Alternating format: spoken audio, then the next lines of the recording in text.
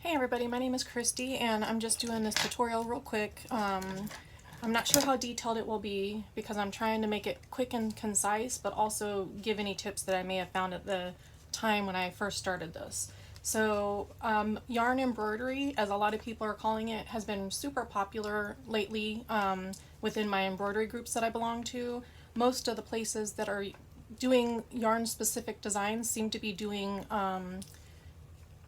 bean stitch outs. So I went to one of my favorite sites and downloaded a few of their scripts. I'm sorry, a few of their fonts to try to use. And here are three that I downloaded. I will link them below in the description because I'm going to show some things that are related to the specific group and some things that are not related to the group. So I don't want to break any rules on the various groups that I'm in. So I do have a YouTube channel. I will be uploading this video on my YouTube channel soon, just so that I can fully list where I purchased different designs and fonts from.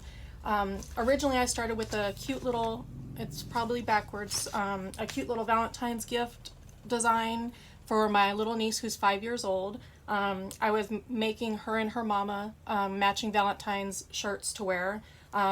The 5-year-old niece says Minnie and the adult niece says Mama on it. And these are just like a different design that I got from somewhere else. So like I said, I'll link all that elsewhere. I did edit this design to fit my needs, so I'll have to look and see where I even got it from. I don't even remember, but we're just going to practice on the names right now. So I thought I would show you. These were my first two practices. This is Minnie and then Mama's upside down. So I'm going to talk about what I liked and what I did not like about each one. The Minnie here, I used this thread from, this yarn from Bernat. I got it at Walmart. It says baby blanket yarn. These specific dimensions on here show 6. I don't knit, so I don't know what any of these things mean, but there's a 6 there, a US size 11 crochet needle, and then a US 11 or large 8mm, I'm guessing that's a crochet hook. That's what it looks like to me. So I looked at the various yarns when I was there. There are some that are really pretty that are super fluffy that I really liked, but since I was new to this and I knew Minnie was going on a small shirt, I just kind of felt the yarn and I was like, okay, yes, I think this will be, they didn't have the size that I saw recommended in several different YouTube videos as I was learning to do this, so I just kind of picked one that I thought I would like. I also picked this specifically because it has Easter colors, and boy, girl, and gender neutral colors, so I thought it would go well. Like if I didn't like it with this, I would be able to use it in future projects, even if it's just to outline an egg or something to make my embroidery stand out. So this is the yarn that we'll be using.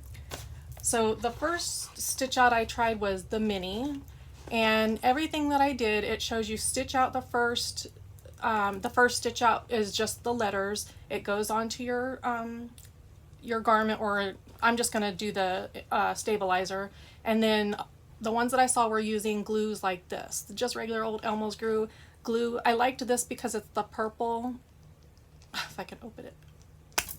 It's the purple that dries like a different color.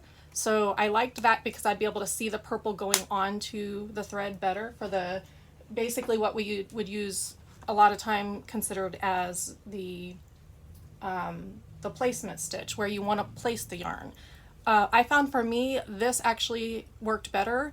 Now I will say each machine is different, so I would test this of course before you use it on anything. I've used this on fabrics, purses, wallets, all sorts of things like that without any issues.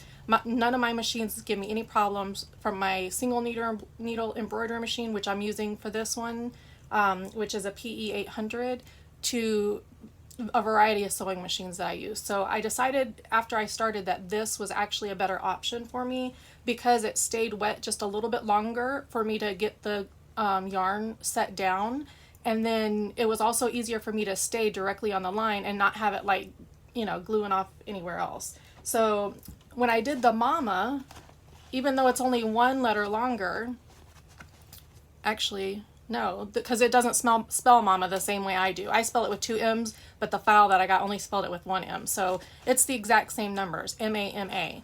And it just looks so much more jumbled up and so I wasn't very happy with this at all. I will say that they were stitching out fine on the back. I already cleaned up like the jump stitches on this. This one I didn't bother because it was just a test stitch anyways, but I did find that when I started doing the mini, which let me flip it back around this way, I was trying to save stabilizer, but they were two separate files. When I did the mini, I noticed, I believe it was up here. I can't quite tell where it is now, but one of the pieces of yarn at the very beginning, like right in here somewhere, started kind of pulling through my stabilizer. Well, I know that means that that's not a good setup. So I decided to slide another piece of stabilizer under there. I will say I was doing it on cutaway stabilizer, a medium weight one, and I was hoping for certain things I would be able to use tearaway because they're not all going to be on garments that people are wearing. So I was hoping to be able to get away with just using a couple sheets of the tearaway.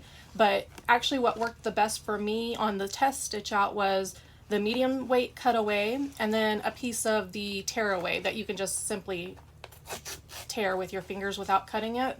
That worked great on the sample. So what I did for the, this being the sample, so what I did for the actual shirt is I put the fusible poly mesh embroidery, stabilizer.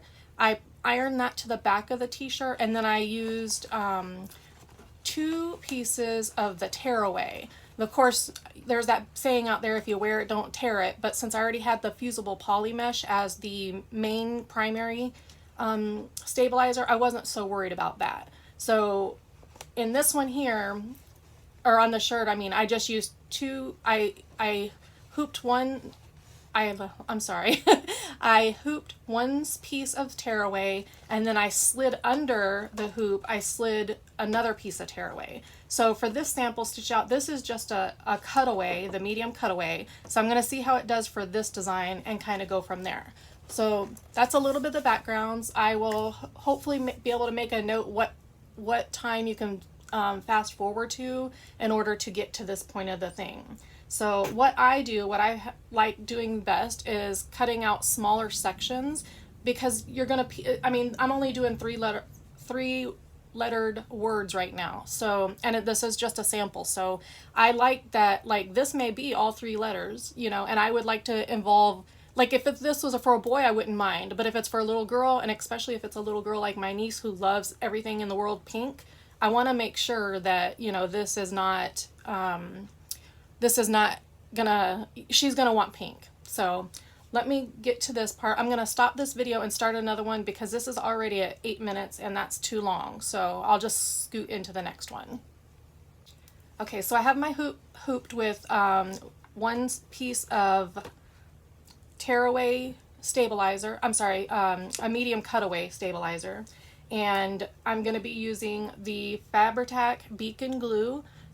Check your machine first before you try to use this on a project and make sure it's not going to mess your machine up. All of my machines do fine with it, but you know, use at your own risk. I'm going to be using my PE800 single needle machine for today.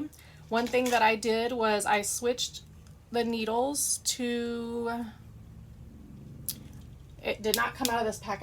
I don't remember where I put the other pack at, but the needle that I'm using for this is a 9014 needle. So it worked fine on the shirt that I used for my niece, but you may want to look and see if you can find a ballpoint needle, because it's supposed to be better for the jersey knits. So what I'm going to do, I have hooped already some variegated thread because I think that looks really good with like these multicolors, and I wasn't able to see it, so that was the main goal. I'm going to have my favorite pair of scissors. They're curved angled scissors. I got them on Amazon. They are the Ginger brand, and there is a lifetime warranty on these. I love these scissors. I never thought I would pick something so expensive, but now I understand why people use them. I'm also going to use my trusted little chopstick or pointer, whatever you use to keep your fingers away from the needle once you get started. Oh, let me move that over. Once you get started, because when it's stitching, you do not want your fingers down here. So let's get started real quick.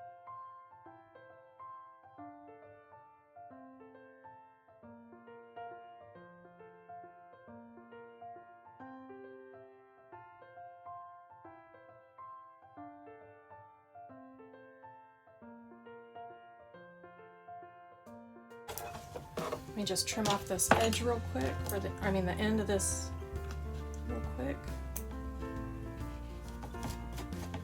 All right, so I was trying each letter that had down, I was trying to like get this to go on top of each other, but because of the 3 bean stitches, because it's a triple bean stitch, that was causing it to kind of mess up. So I'll show you how I'm gonna try to fix that one. But honestly, I don't think I would use this font on this kind of design, depending on how the letters go, because it is hard to line it up. But I'm going to show you what I'm going to do, and we'll see how it looks afterwards.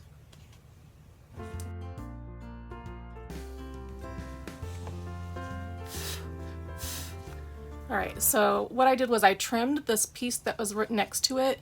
If I had been able to twist it under to where it would go straight up and down, then that would have been fine.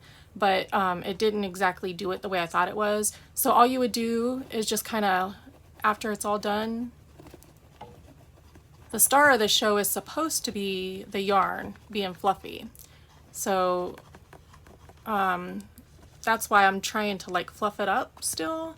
But there's still some spots like right here, you can see it, like you may not be able to tell exactly what it did, but you could tell it doesn't quite look that good. I hope I was in camera. But seeing the stitches through, the stitches looked really great. So what I'm going to do now, I'm going to skip what was here in the middle, because that I think looked about the same. This bottom one I think is a single stitch one that I did. So that's the one I'm going to try to do now.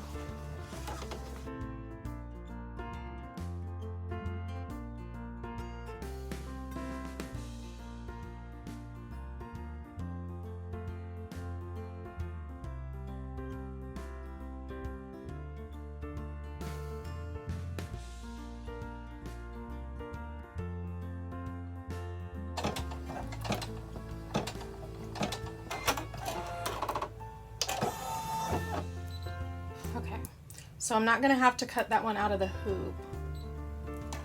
I mean, sorry, not cut it out of the hoop. I'm not going to have to unhoop it because I'm able to reach since it's on the bottom.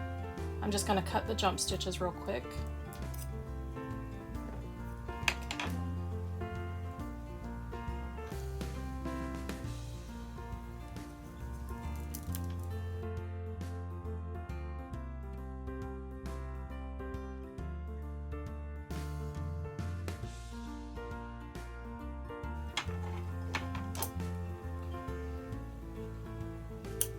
This one I think I am gonna, let's see, is this enough just for the O? Yep. I am gonna go ahead and do the next letter. This one does stitch all together, but there's still, like, I can still get it stitched down okay. I'm gonna let the glue dry just a little bit more.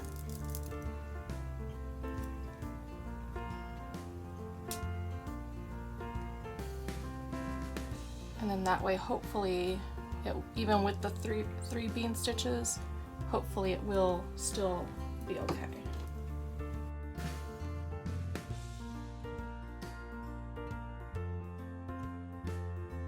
It's just a really thin bead of glue that I'm using. It's just a little bit hard for my hands. I have a disability and I don't have a lot of strength in my hands. So I'm sure it looks harder than it really is.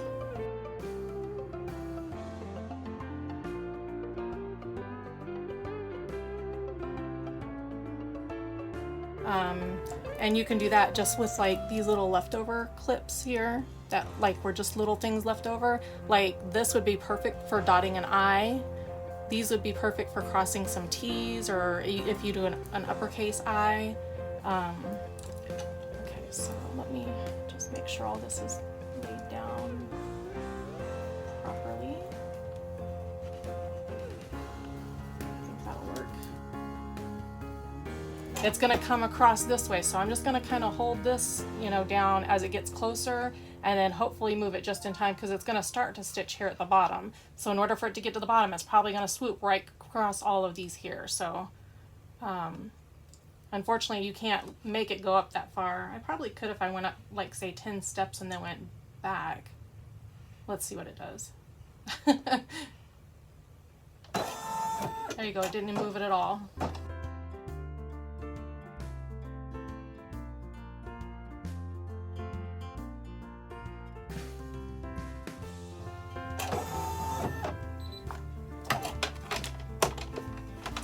cut my jump stitches and clean it up a little bit, and then I'll show you what we have. Alright, so here's the second mom. Before I've done any fluffing, I just cut the jump stitch between this portion here and then this portion here. So see, some of it I almost didn't catch it all, but sometimes when you fluff it, I personally like using the scissors. It seems to do a really, really good job of fluffing it. I had to cut that stitch.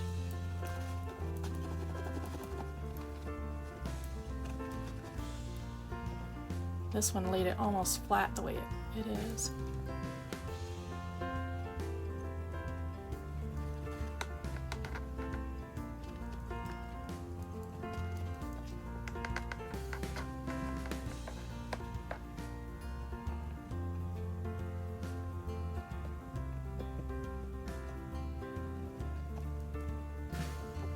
I'm not cutting anything, I'm just using the tips of the scissors. This right here turned out better. I think you can actually see the yarn better on screen than you can when you're just looking at it, because I can see it like very prevalent in the screen, but I don't like the way I did the two colors here, so mental note for me in the future, make one long string on this one because it goes too fast to be able to catch it in there. This little M, top of the M, I do like how it's a little swirly M topping on the actual stitch out. Oh, you can see it on the back. See how it's supposed to be like swirly right there? I do like how it caught that because it almost makes it look like it's got the swirly in the yarn too. So I do like that.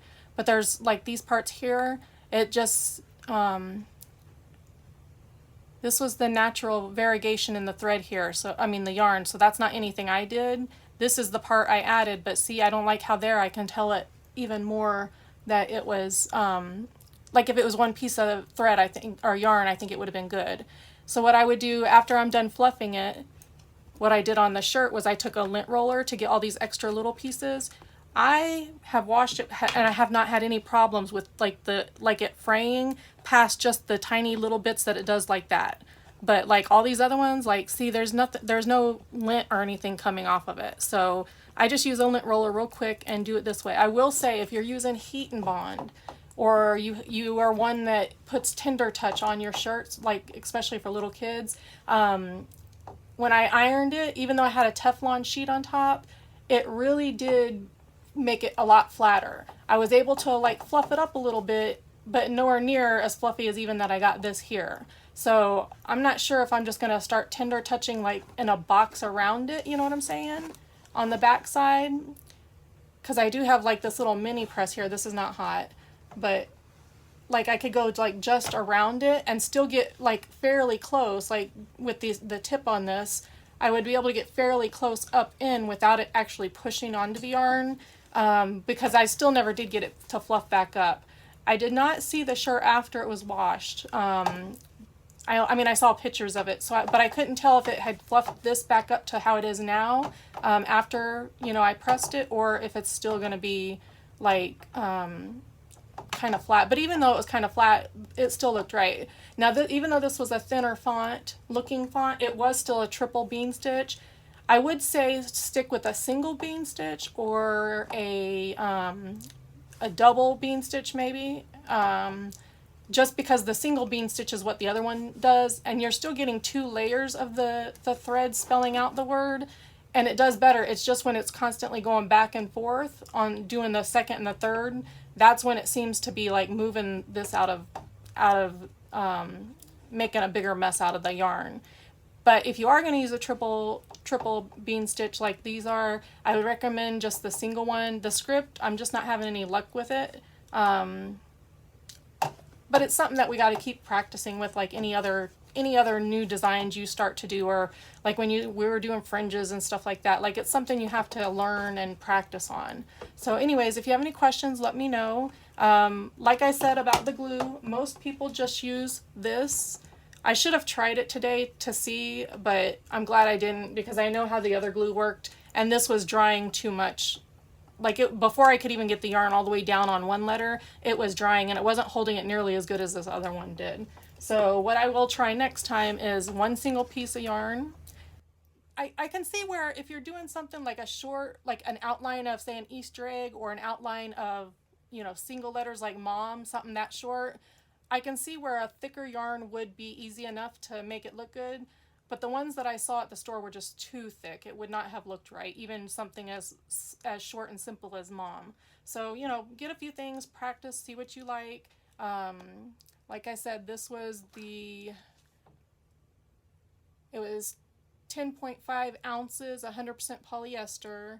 And it says an 8 millimeter, or I'm sorry, a US size 11 crochet and knitting needles. So I hope that's clear enough for you guys to read. That is what I used on here, so you know, go bigger if you want, or try this, but I do recommend just one piece, unless it's something like dotting the I's. If there's, you know, you do something small that has like kids or anything mini that has an I in it, things like that. Those little pieces like this would be perfect for that. So let me know what you guys think, and if you do anything, feel free to share it with us so that we can see how yours turned out. If you have any questions, let me know. Bye bye.